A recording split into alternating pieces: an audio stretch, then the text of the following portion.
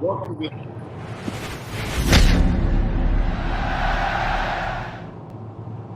the Depth Podcast. My name is Freddie Baggert. I'm joined by a couple of weeks ago, Nick Roush is on his way back to Gainesville. Andy Murray is on his way to somewhere. Andy, good to have you back. Kentucky goes to the Swamp and beats Florida. Uh, we're going to break this game down. Some people call it an upset. Some I saw PFF called it stunning. In my opinion, the better program with a better team with the better players won the football game. Simple as that. But we are brought to you. I have to talk about our partners at Port Royal Plants. It's a Kentucky proud product that is grown, processed, and manufactured right here in Kentucky because your body deserves quality products. I used some of their natural tick and mosquito and bug spray at a game I was at on Friday for the Kroger KSR Hometown Classic. Shawnee beat Jackson County 40-0, and it was awesome. It kept the bugs away from me. So thank you. We ask you to visit Port Royal. Nick Roush, you were there.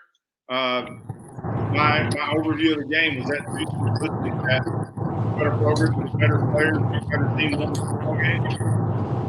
Yeah, speaking of quality products, that's what Kentucky put on the football field. I loved so much the fire that this team had. They heard Roman Harper call them soft, and they weren't taking any of that at all. They just weren't having it. They were coming out to put the heat on the Gators. It was one of the best defensive performances I've seen. I'd put 2018 at Missouri right up there, but this one's just behind it, a close second. To suffocate Anthony Richardson, only 4 rushing yards for the scrambling quarterback. It was remarkable. Pitched a shutout in the second half, only 91 total yards of offense. They stopped him twice on 4th down in Florida territory.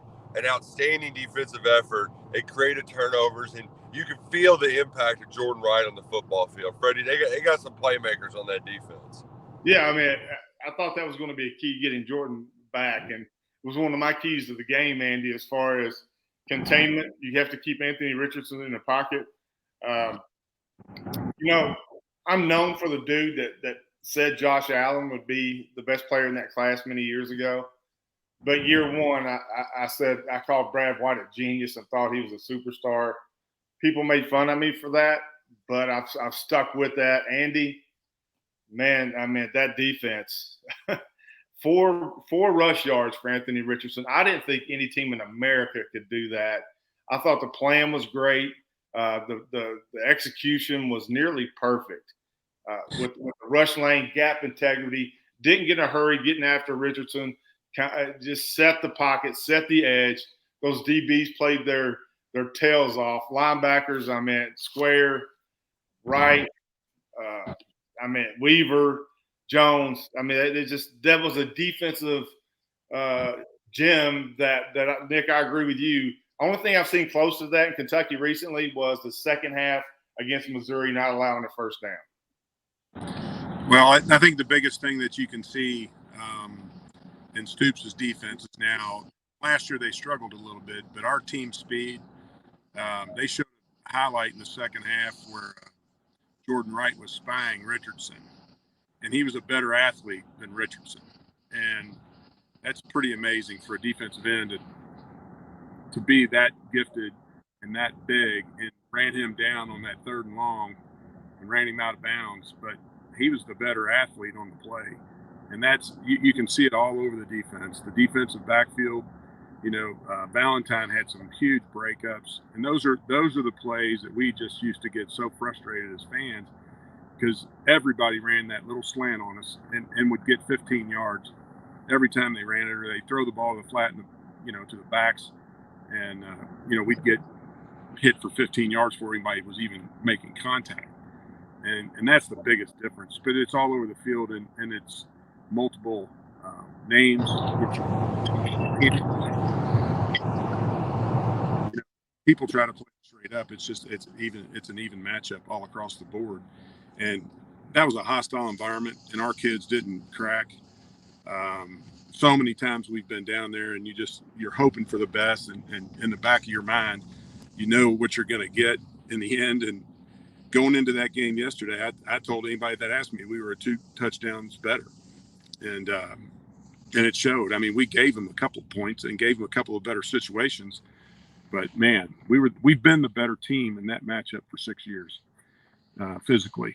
And I've always gauged our progress against Florida because Florida's always been one of those marquee teams in our league, but our talent matches Florida and has been better than Florida in the last 6 ball games we've played them. Yeah.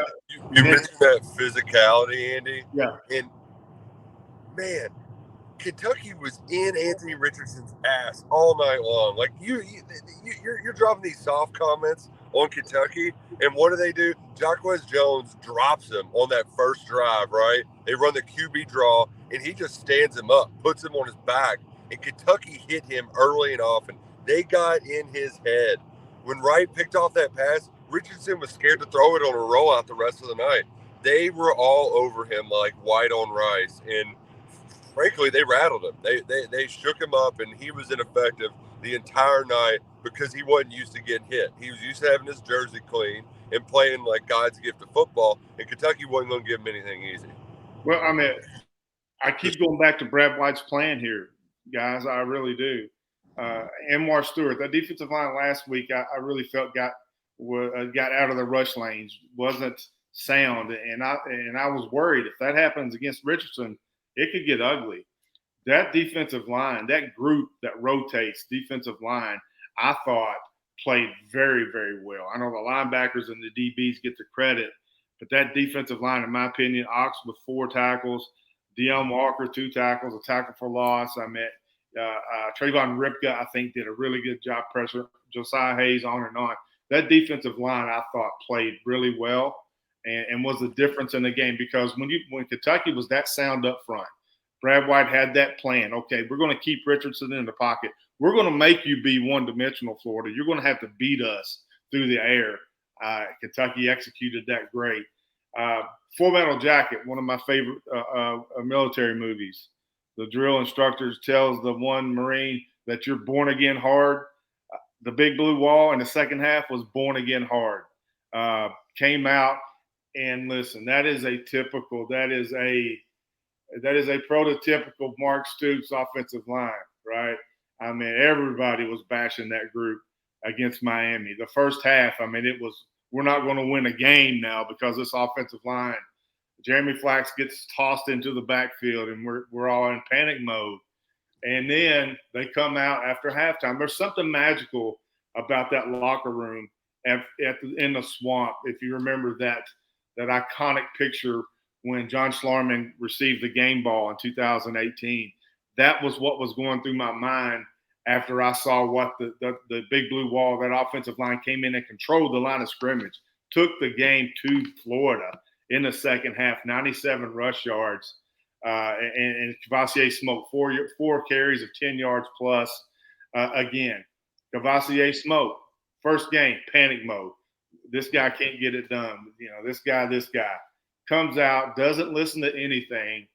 A true Mark Stoops team goes to work and gets the job done. I thought for Kentucky to win, Will Levis was going to have to throw for 912 yards.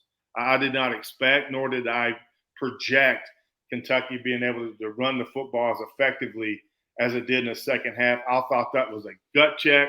I thought that was a prototypical in-your-face, we're going to be tougher than you, we're going to be more physical than you, and we're going to control the clock. And that was a Mark Stoops win, if there ever was a Mark Stoops win. But Andy, that the special teams, how mad were you about all that? I mean, it's just – it was like everything was going okay, and then you had the special teams blunders, and that could have cost Kentucky the game.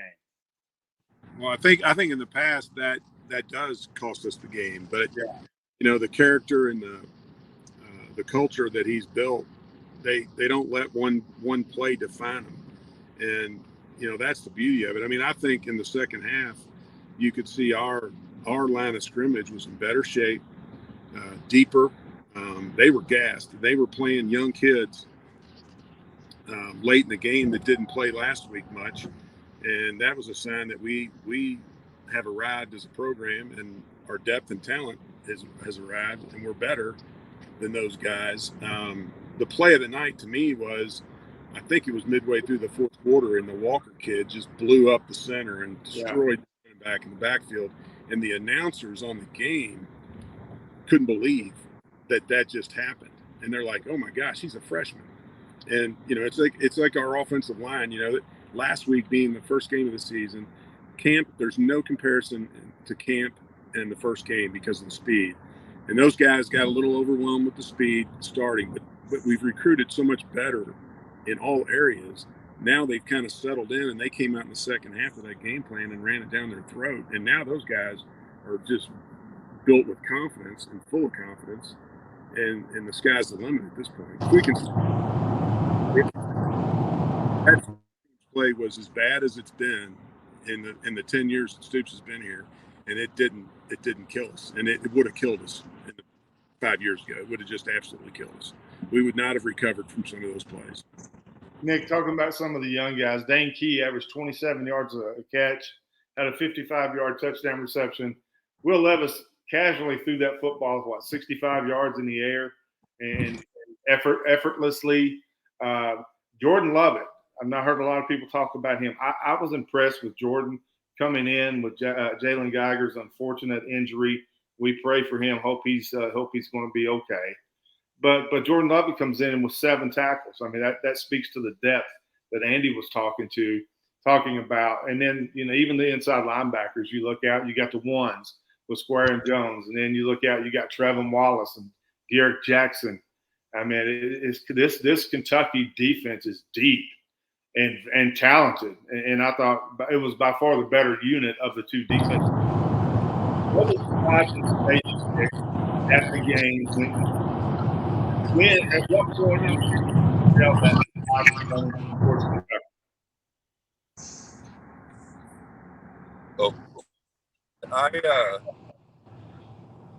the Dane Key touchdown briefly after the game, it's like, they dialed that up while the offensive line was in the middle of its struggles, right? And for Will Levis to not only still stick his head in there, that's what Rich Cangarella, he said the difference, what makes guys difference makers is their ability to keep taking shots, right? And to stay in the pocket and then to follow the ball in the air while they're on the ground. And that's what Will did. He was taking shots to the chin. Kentucky still dialed up. That was probably the first time all night where he had more than 4 seconds to throw, and he delivered in that one opportunity. Dane Key made a great play to go up and high point that football, and with great coverage, with a guy wrapped all around him. So I was, if you're Zach Genzer, if you're Rich Gangarello, you got to be really proud of the way your group responded, because Freddie, the thing is everybody was crapping all over the offensive line early. Yeah. There were some mistakes on them, but Will put his hand up too. The play where he got his head busted, he's like, that was on me. He's like, yeah. I had that guy free. I've got to get rid of the ball. Like that. Yeah. That's on me. There was some running back errors where there's holes, guys are missing holes, or in pass pro, they're not sticking their head in there. It was a collective trying to get that right, and that's something they're going to do over the next 2 weeks, is try to be more consistent and figure that out. But man, for them to respond and recover and then to get downhill and really salt and milk that game away, I mean, that was a heck of a way. That's toughness right there. That's toughness, Roman Harper. Yeah, I mean, I didn't, listen, I when Mark Stoops speaks, I listen. When he said don't panic about the offensive line on Monday, then I had to force myself not to, and it worked itself out. I thought the second half, that offensive line really got it together, and you beat Florida. You're 2-0. You got 2 non-conference opponents coming up. You can get a lot of things right. I thought the move from Horsey's move from guard to tackle was really good. I mean, that worked out really well. Communication was better on the offensive line. Second half, they all played. The collective played better. But to your point, Nick, when Levis said that's on me, Andy, you know as well as I do, you can't block the fourth defender away from the strength of the offense, and that's the quarterbacks. And what you do is you see the quarterbacks pointing and all that. That's side adjustment, saying, okay, he's my guy. If 4 week comes, that's on me. If I don't get rid of the football, I get depleted. And that happened.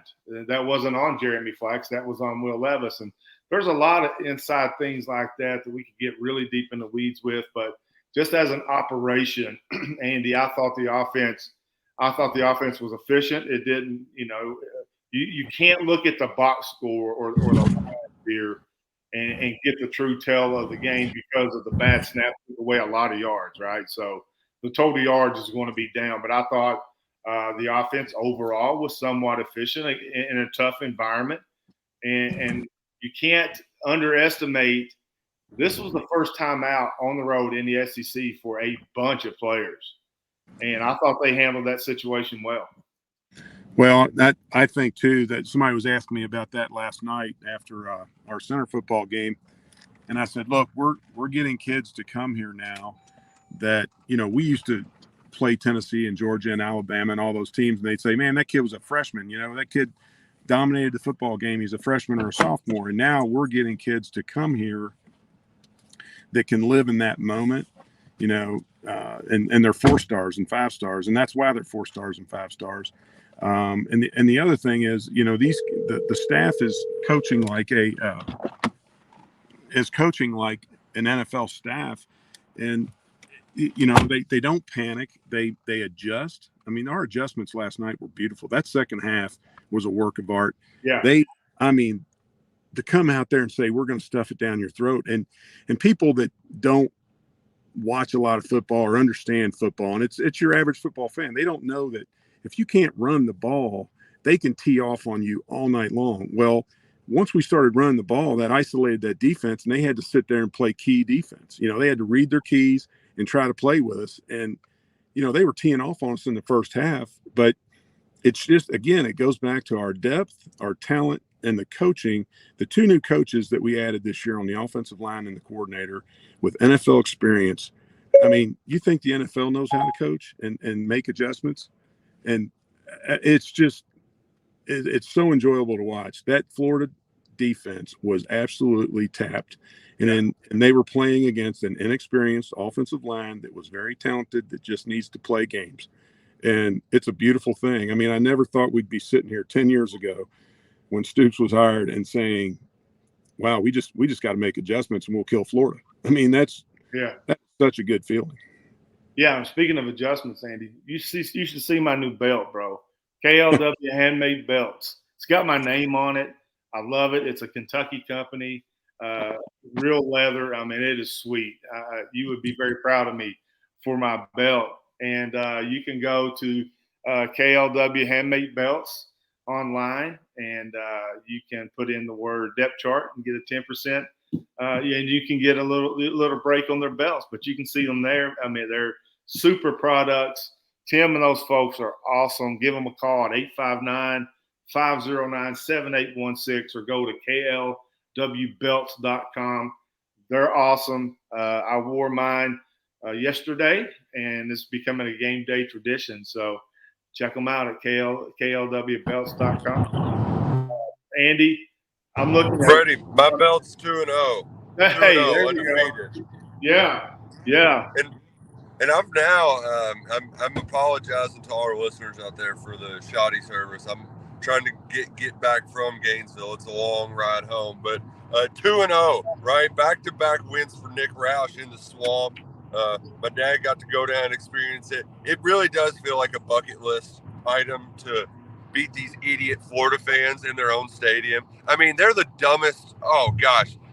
Them and Tennessee fans, they should get along together because they don't know anything. They've grown up on privilege. Hearing them, respond to some of those calls, trying to act like Dane didn't catch that on replay, just a bunch of morons. It was hilarious. They were so salty after the game.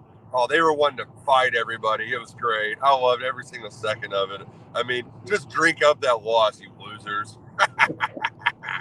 I'm going to give you guys 3 numbers, and I want you to tell me which one was the most impactful for Kentucky to win. You guys ready? Andy, you're first. Kentucky held Florida to 25% on third down. Kentucky's time of possession was 33-24 compared to 26-36 for Florida, or the Kentucky defense held Florida to 4.1 yards per pass attempt. Which one of those three were the most important for you in last night's win? No doubt about it. I think it was third down.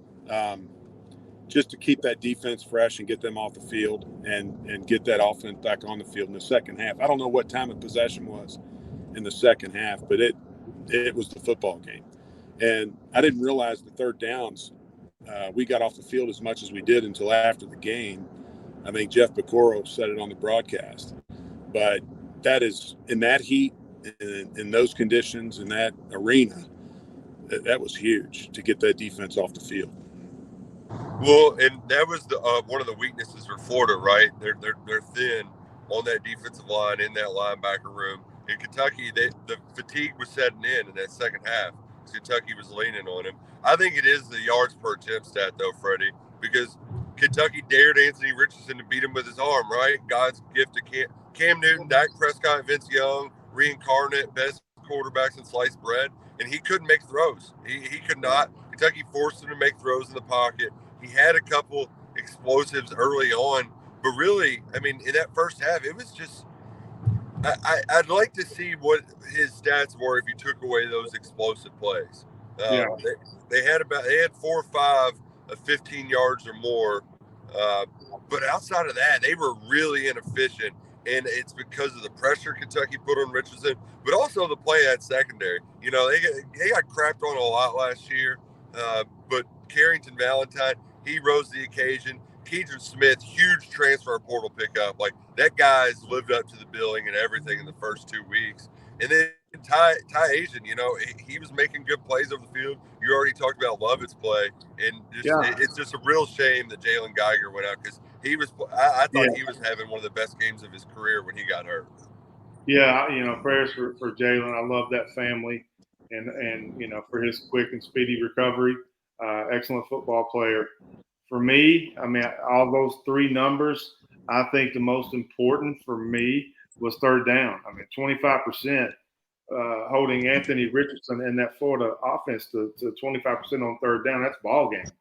I mean, and then the fourth down stops on top of that. But third down, 25%. That's really, really good.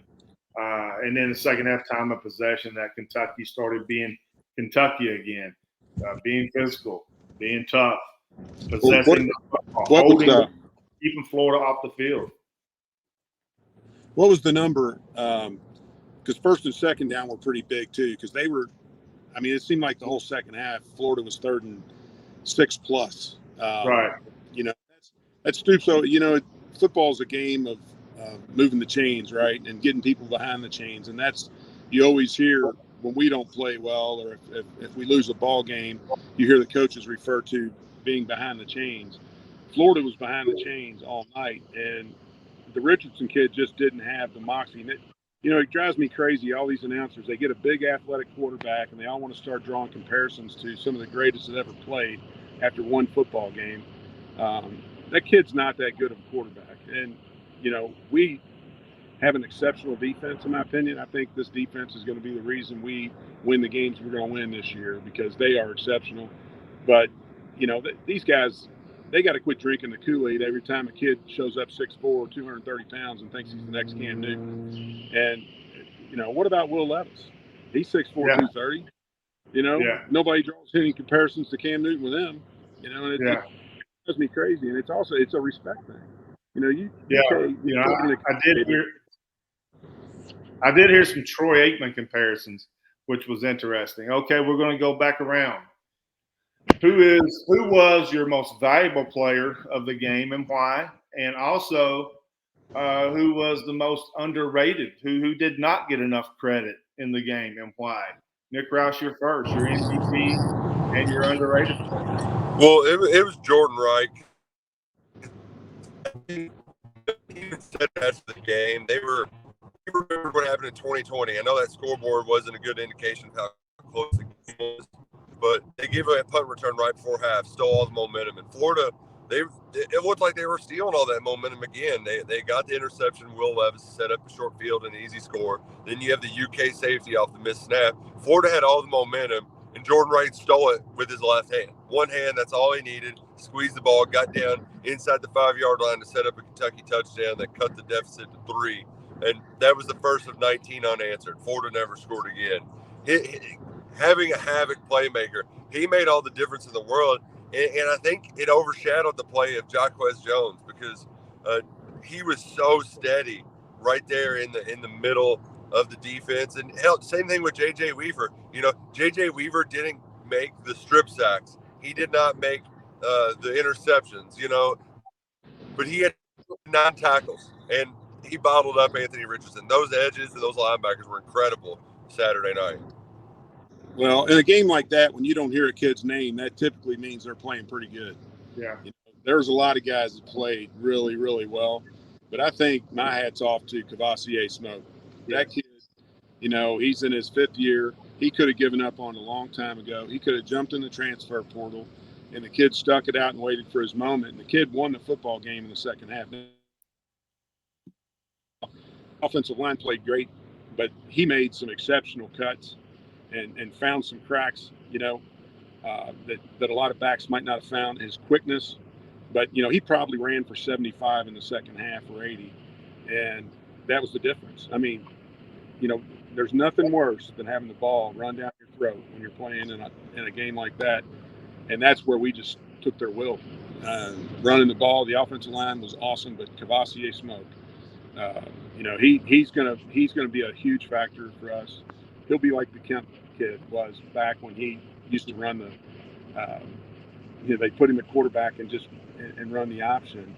Cavassier is going to be that kind of kid for us this year. He is going to make plays year in and all day, just because it's set in with him and it's in his heart now. I don't know that it was when he, would get hurt and the different things that went on with him, but now the kid's a 5th-year senior, and Freddie, you know what it's like being your last year. I mean, you play with a different level of emotion, and he's going to be that guy for us this year. Yeah, you all took two of the ones I was going to take. I'm going to go with Will Levis, the obvious pick here for my MVP. He only completed 54% of his passes for 202 yards, a touchdown, an interception, and a 55-yard touchdown pass to Dane Key that he just flick of the wrist. I think he is the difference maker. Florida had to respect him in the play-action game. The run game got going. He's my MVP because you all took the other ones. It surprised me that I thought that Levis was going to have to be like his name was going to have to jump up to the top of the Heisman list if Kentucky wins. I was wrong about that. I did not foresee this run game in the second half, which brings me to my most. I'm in a bad spot, guys. You're breaking up. Okay, my most underrated player was Eli Cox at center in that second half because I think he directed that offensive line. I think he did a lot to get those guys, those offensive linemen in the right call, in the right situation, and then you run for 97 yards in the second half. I'm going to go with Eli Cox because he had a rough first game. Thought he played much better week 2. And that center position in the Scangarello offense has a lot of responsibilities. And I thought for me, Eli was my most underrated player. Yeah, and, I mentioned it earlier, but it is a testament to those guys to be able to weather that storm and to really just to bounce back, and to the point with Cavassier Smoke. I mean, I thought I was one of those guys who thought he would just give it up, hang it up, but he didn't. He persevered. He pushed through, and he had some demoralizing runs. I mean, that Florida defense, they were demoralized by the big blue wall, by Smoke in the running game in the second half because they couldn't stop him. It was it was a beautiful thing to watch because going into this game, you knew that's how you end up beating them, right? You wear them down, and you worry without Chris Rodriguez what that was going to be like. Well, big picture, Kentucky is going to be able to weather this storm without Chris Rodriguez just fine, thanks to Smoke stepping up. That was huge by that senior, and he's not going to be all up. He's going to sprinkle it in the record book a little here and there, but you should remember him for how he played in this game, for helping Kentucky get over the hump without an all-time great and Chris Rodriguez available in the lineup. You know what else you can remember, Nick Rouse? Eckridge. Eckridge is proud to present the 1 million challenge for teachers. This 2022 college football season, Eckridge, in partnership with Extra Yard for Teachers and Kroger, will invite a local teacher, a true hero, onto the field at the South Carolina versus Kentucky game on October the 8th. These lucky teachers, randomly selected from a list of nominations, will have a chance to throw a football through a target to win up to $1 million in donations to fund local classroom projects. Nominate a teacher for a chance to throw. Head to Eckridge.com and you'll find the link under the football tab. Make sure you nominate by September 28th. Eckridge, thank you for the partnership. We love you. And get those teachers in there. All right, guys, we're at the towards the end of the podcast here. Let's zoom back out. Let's get in an airplane and fly up about 35,000 feet. What was the win over Florida? What does that do for the big picture of the 2022 Wildcats? Nick Roush, what's your take? Well, the thing is, if you looked at this season, when you're diagnosing things ahead of time, right, you had 3 tough road games. You got Ole Miss, Tennessee, Florida. You got a little wiggle room now. That wasn't a must win, but the margin of error is a little bit greater now that you're able to secure this win.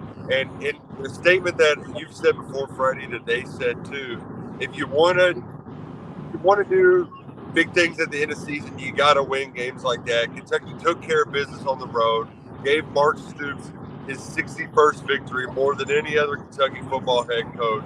A tip of the cap in historic fashion for the Wildcats. Andy? You know, I think you look at it, and this victory last night takes a lot of pressure off, because I said going in that we had to go 2-1 on the road with those 3 games to be able to play Georgia at the end of the year for the East. Now, the pressure's off going into Ole Miss. That's not a must win, and I think you'll get a loose, good football team playing. I don't think they'll be, if they don't win this game last night, I think that Ole Miss game becomes a real problem. Now, I think, they've proven to themselves, no matter what, the new offensive line, whatever you want to call the team, a bunch of new players in different positions. We've shown ourselves that we can play in this league, and these kids, the pressure will be off going into that Ole Miss game. Now, I don't want to have a let up in the next 2 weeks because we're playing one of the teams could beat us. I mean, there's no doubt that was proven yesterday all over the country.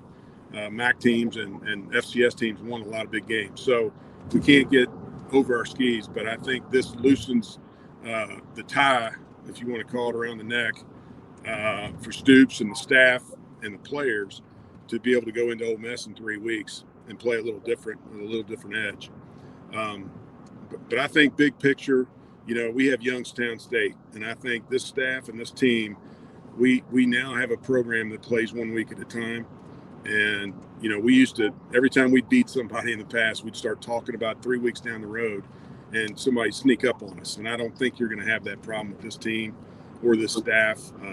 It's such a joy to watch. People forget, everybody was worried about this offensive line. We went into the Citrus Bowl last year with how many starters out? 9, 8, something like that, and beat the number 2 team in the Big Ten. And nobody wants to talk about it. But we did that with our second string. And last night, you don't see any fall off if somebody goes out. And if our second round troops come in, they're just as good as our first. And, if we stay healthy, it's going to be a lot of fun. Yeah, my saying was, if you want Florida or Georgia to matter in November, you got to beat Florida in September. Kentucky did just that. Beat Florida. Now you get a couple games to regroup, get that offensive line where you want it to be.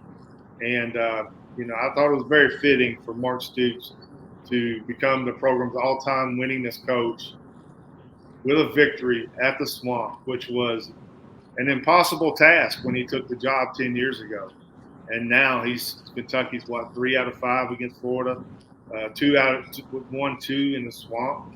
And that was unheard of when he got there. And I just think that was poetic justice for him to get that done and get it done in a place where Kentucky didn't beat Florida for 31 years.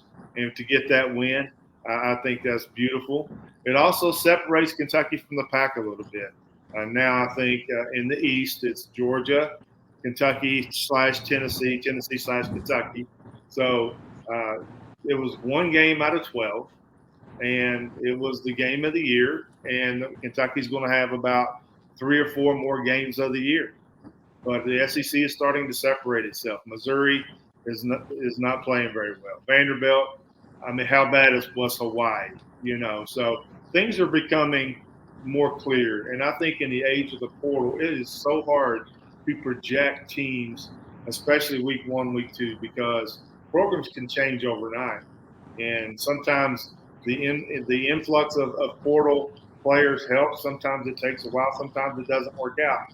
I think for Kentucky, the Cats strategically hit in the portal. But last night for me, the big picture was Kentucky's got a pretty daggone good football team. I mean, Kentucky is a legitimate top 10, top 15 football team.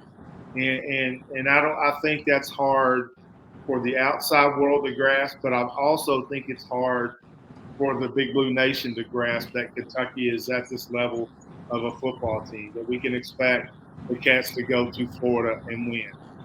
Several people across the nation were logo fooled yesterday because of the Gator on one helmet and the UK on the other. The logo confusion was there, and Kentucky, in my opinion, was the much better team. And Kentucky is much better than Utah, who Florida played last week. So to me, this wasn't an upset. I know it wasn't Vegas, but the better program with a better team, with the better players, with the better coaches, won the game, and that's where we are right now. Gentlemen, final take. Get us out of here, Nick. Freddie, the offense is still figuring stuff out, and Yeah. they went down there and won by 10. They left points on the board in the top 25 road game. This defense is going to take them places. Like you said, that's a daggone good football team. When they played good complementary football, but it wasn't. The offense is still figuring some stuff out, And once that happens, they really get to clicking. Woo! Watch out! Mark Stoops has got a good football team on his hands. Andy. I think you've always. I think one thing about Stoops' teams is they play their best football late in the year, and that's again the development that they've done. Their conditioning program is evidently as good as anybody's. But they'll learn a lot from this game last night. They'll improve week to week. They've had some down weeks.